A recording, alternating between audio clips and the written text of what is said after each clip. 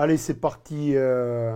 Bonjour Azinat, bonjour les lecteurs et les téléspectateurs d'Azinat. Et d'abord, tous mes voeux de bonne année. Et que souhaiter à vous qui lisez ou écoutez cette chaîne d'Azinat, c'est retourner dans les salles de spectacle, retourner dans les salles de cinéma. Ne laissez pas les artistes seuls sur scène. On a besoin de vous pour reprendre un peu de couleur et reprendre de l'espoir. C'est le vœu que je peux faire pour cette nouvelle année. Après, lisez des livres, ça nous a fait plaisir, votre présence. Continuez sur la lecture. C'est peut-être un lieu de résistance qui existe d'une manière forte maintenant.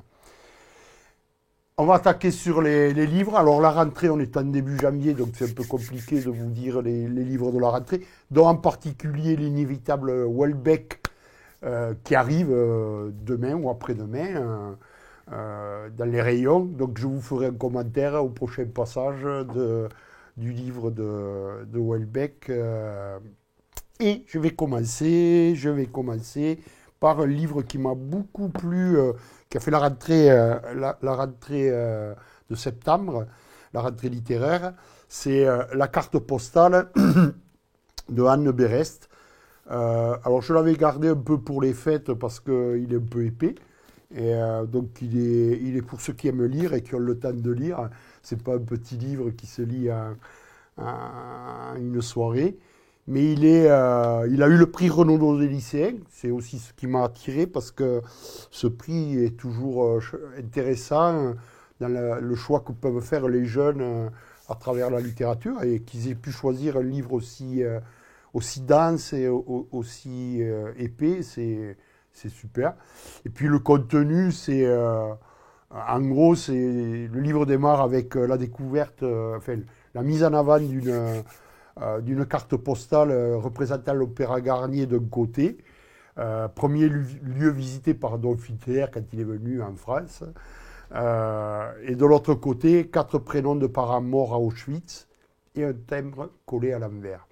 Et là, c'est le démarrage d'une enquête qu'avait d'abord menée dans le livre la mère de l'auteur, qui était la petite fille des parents morts à Auschwitz, et puis menée ensuite par Anne Berest, justement, qui à travers cette carte postale, mène une enquête pour retrouver la trace de la personne qui a écrit cette carte et voir un peu pourquoi elle a été écrite si tard, en 2003, et quelles étaient les intentions. Donc c'est une enquête policière menée de main de maître par Anne Berest, qui nous replonge dans l'histoire un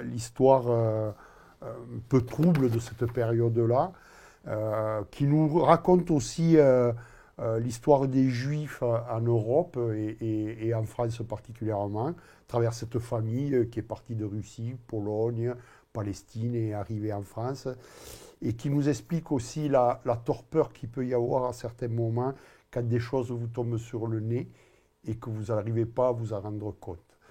Et malgré tout, il y a la culture juive qui apparaît dans ce livre. Malgré tout, la laïcité est fortement mise en avant également à travers ce livre.